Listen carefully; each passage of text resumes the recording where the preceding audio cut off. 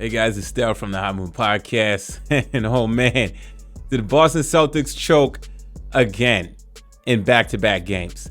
Okay, now everybody thought that, game one was an anomaly. I can understand why people have that sentiment, just the amount of three-pointers the Boston Celtics took and missed. Okay, and it seemed like they doubled down again. They took a lot of threes, and they made 10 three-pointers or something like that, right? Okay, and then they had these big leads, and then they let New York walk them all the way back down, especially in the fourth quarter. I believe they had 11-point lead, 12-point lead in the fourth quarter with 6 minutes left or something like that. Something crazy, right?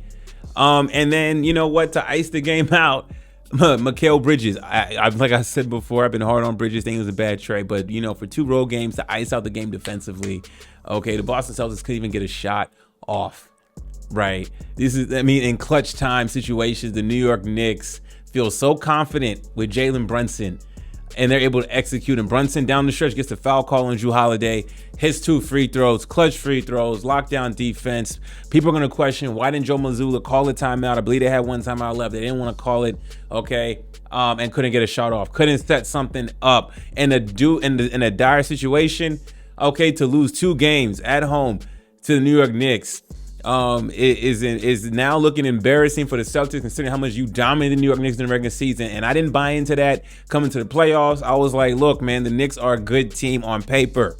Okay, Anunoby didn't give you his game, but he gave you the game you needed in game 1 for the New York Knicks. You got that. All right, 5 points, but he was great defensively. Karl-Anthony Towns, he gave you a good game. I knew Karl-Anthony Towns would come through big. He did come through big with 17 rebounds. A huge, big double game from him. And Jalen Brunson didn't have a big scoring clip, but he was huge in the fourth quarter. Absolutely amazing. Josh Hart, the glue guy. This Knicks team is for real. Now, going into this series, I did not think that this was going to be some sweep. I thought that, look, all the chitter chatter was always going to be about how the New York Knicks couldn't beat the top teams in each conference respectively. Okay, but I'm like, on paper, if they can get things right, this team matches up very well against Boston. People have been talking about how they constructed a team to go toe-to-toe with the Boston Celtics, and they have done that. And this is not a fluke to go, they played great defense down the stretch. This is demoralizing, the fact that the Celtics were in position to go up 2-0 at home, and they squandered both games. This has already been a wild success for Tom Thibodeau and the New York Knicks. I said if Tom Thibodeau couldn't get through the Detroit series, I think wholesale changes from a coaching standpoint would have been made. Possibly more trading. Ask more guys probably would have been on the trading block. You know what I'm saying? Towns just got there. Would they move him? You know what I'm saying? Would they move Bridges to get some picks back? You know what I'm saying? There would have been a whole lot of things going on with the New York Knicks, but no. Okay, Tom Thibodeau has got this team to stay the course, locked in and focused. I like the timeout huddle cap that they put in of when it wasn't going well.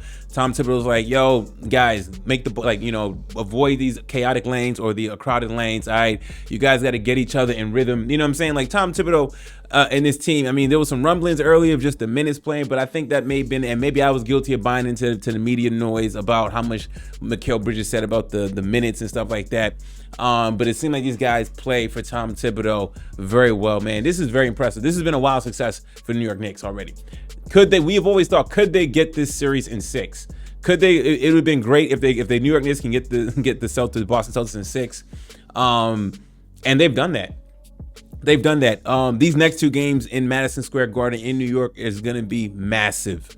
All right. The Boston Celtics they play better on the road. Would any of us be surprised if the Boston Celtics win those 2 games? Right. I don't think any of us would be. Okay, this team is still excellent. All right. But they've made the pressure a lot harder on themselves, man. Jaylen Brown, an okay game, but not really. 8 for 23. All right, Jason Tatum, 13 points, dog. Right? Again, I don't look at Jason Tatum as the face of the league. I'm one of those guys that he's a great player. Okay, he's a champion. I get that. People really rally behind him when Steve Kerr benched him in the Olympics. We understand all that. I was I guess I was in the minute camp, didn't have a problem with it. All right. But this is a big spot for Jason Tatum to show out and dispatch the Knicks in game 2 and take control of this series and let them know what you guys are about and being the defending champs. This is defending champs? Okay, so now I'm curious. So I'm going to be curious now. This is going to be fun. tonight and tomorrow of just how many people are on TV and are going to make excuses for the Boston Celtics when in reality, okay, I understand. I made the comment saying like the Celtics are talented enough to win, 2 games in New York. Absolutely, I think they're capable of doing it. I don't think they will, but I wouldn't be surprised they did. Now, I want to know how many people are going to make excuses though of the Boston Celtics. How many times are we going to be like, well, it took them 45 missed threes or whatever the hell it was, shooting 45 threes or whatever, missing a whole bunch, whatever, to lose by 3. I'm like, dog, like the Knicks presented a lot of problems defensively for them. There's a reason why like they were missing these shots. Okay, like you got to give credit to the New York Knicks. All right, putting pressure defense on the perimeter and whatnot. I know they were like wide open, someone wide open, whatever, man. Just the way the game was playing, it felt like the Celtics were playing very tight. Like the expectation is that you're supposed to beat this team and you can't. And to do it, for them to do it in back-to-back games, this is embarrassing. This is Celtic basketball. Now they can now the Celtics are fully in control of trying to turn the narrative now. I mean, going into this weekend against the New York Knicks. There's gonna be immense pressure. The Madison Square Garden is gonna be off the chain. Man, they made things 10x harder for themselves, man. But look, man, I've always liked this Knicks team. When they made all these pieces, I liked the Knicks team. I even made a video early in the year. I was like, yo, this Knicks team, I was like, yo, I'm starting to like this Knicks is really good. I think I even said that they win the trade against Minnesota.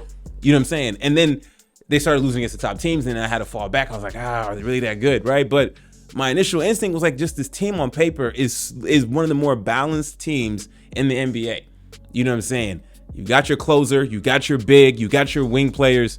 I mean, yo, I'm shocked that I'm not shocked that I'm shocked they're up 2-0, the Knicks. But I wouldn't have been surprised if there was a split because I like the Knicks that much, right? And I think what happened is because the Knicks struggled with, and I'll end it with this, guys.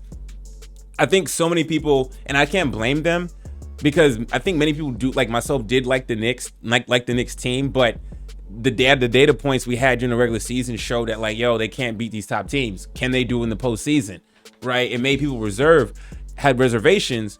But they finished number 3 in the East, and you look at their talent. The talent's like, this is a damn good ball club that's been put together. Knicks have done a phenomenal job after years and years of putting crap product out that they finally got it right.